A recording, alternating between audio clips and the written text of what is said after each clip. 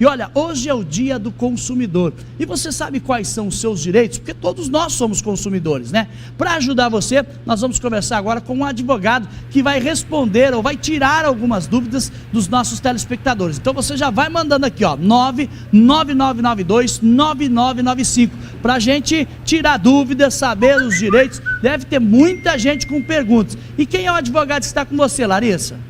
Marcelo, eu estou aqui com o Jossan Batistucci, advogado, né? E assim, todo mundo é consumidor e as dúvidas parecem não ter fim. Inclusive, o Jossan é professor, né, Jossan? Diz que no dia de aula chove de pergunta quando o tema é direito do consumidor. Bom dia. Bom dia, Larissa. Bom dia a todos. Sem dúvida, a parte do direito do consumidor é o nosso dia a dia, né? Quando nós estamos com a luz acesa, quando nós estamos dormindo, quando nós estamos acordados, sempre estamos consumindo algum tipo de serviço ou produto. A gente tem algumas perguntas aqui, ó. Por exemplo, como uma empresa pode contornar problemas de crédito e realizar as vendas? Que a gente sabe, por exemplo, né, que algumas empresas enfrentam esse tipo de problema. Como fazer nesse caso? Bom, as empresas não são obrigadas a vender quando alguém está protestado, né? Mas quando ela tem a disponibilidade do produto, sim, ela é obrigada. E aí a empresa pode se contornar por meio de pesquisa, por meio de outras modalidades como cheque, nota promissória, fiança, aval, enfim, várias modalidades. O importante é que a empresa faça um negócio, que o consumidor adquira o produto ou serviço e que no final ele pague, né, e a relação fique sempre harmônica. Se eu estou com um nome sujo, por exemplo, né? Como que eu faço para tentar resolver? É melhor procurar diretamente a loja, né? Que eu fiz essa compra e que tive algum problema, ou a instituição financeira, ou eu vou direto em algum órgão de proteção? O importante é verificar se esse nome sujo, né, o nome negativado, se procado ou protestado, se é uma situação devida ou indevida. Acontece muitas vezes de ser um protesto abusivo, um protesto ilícito, por uma dívida que já foi paga ou até por uma dívida que nunca existiu.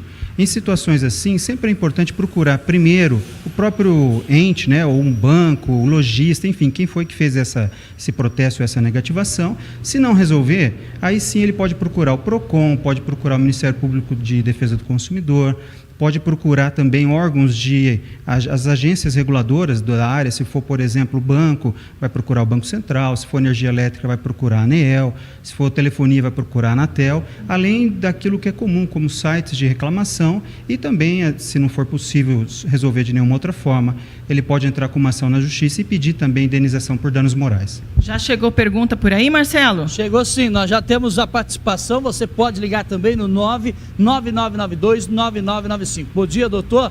Já temos uma pergunta aqui no ar. Olha só, a Dulce, ela pergunta o seguinte, ela fala o seguinte: parcelei uma compra no cartão da loja e agora todos os meses a loja me cobra via SMS de avisos de data de vencimento da compra e a mensagem de agradecimento pelo pagamento. Devo realmente pagar isso?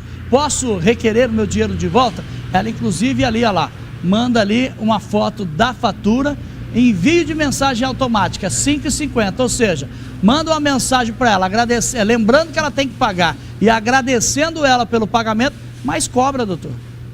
Olá, bom dia. Bom, é uma situação bastante inusitada, né? Isso pode ser entendido como uma venda casada, na medida em que a pessoa fez a aquisição de um determinado produto ou serviço e ainda veio junto, embarcado, né? Ou seja, uma venda casada mesmo, que ela não adquiriu conforme ela declarou, um determinado serviço e que é cobrado esse serviço. Então é uma situação realmente bastante delicada. Se sugere que ela realmente possa procurar, como eu falei, alguns órgãos públicos ou privados e tomar as medidas, né? Esse tipo de cobrança pode ser entendida como uma cobrança indevida e o artigo 42, parágrafo único do Código de Defesa do Consumidor, permite inclusive a devolução em dobro desses valores. Tá certo.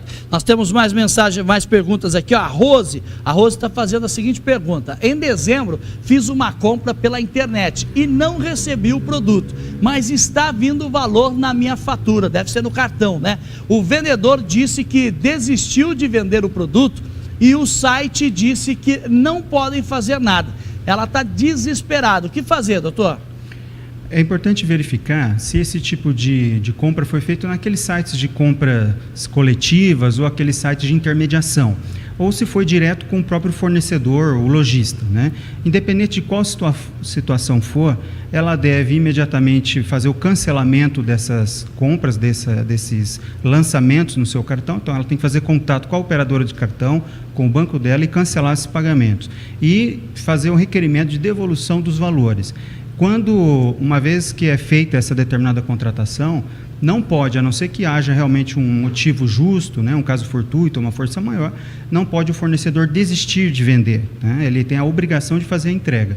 E se isso causou algum tipo de perda, enfim, de dano, ela pode pleitear as indenizações por dano moral. É muito comum em períodos de final de ano, isso aconteceu bastante há alguns anos, quando as pessoas compravam presentes para os seus filhos, etc., e acabava não recebendo esse produto. Então, isso, além da não entrega do produto, que causa o prejuízo do próprio valor de compra, nós temos também o próprio dano moral ali junto, porque a pessoa tinha uma perspectiva, tinha uma finalidade, às vezes era um presente para alguém e acaba tendo esse descumprimento da obrigação contratual, enfim, essa ofensa ao seu patrimônio, ao seu direito. No caso dela, realmente é um site, né, de compras aí. Isso é importante a gente frisar aqui, doutor, e eu quero que o senhor fale um pouquinho mais da necessidade da pessoa pesquisar bem, ter certeza do que negócio que ela está fazendo, um site que ela está comprando. É a mesma coisa da loja física, né? Você vai na loja, você tem que ter certeza que é uma loja idônea, que vai te vender um produto bom e tudo mais. E na internet é a mesma coisa. Exatamente.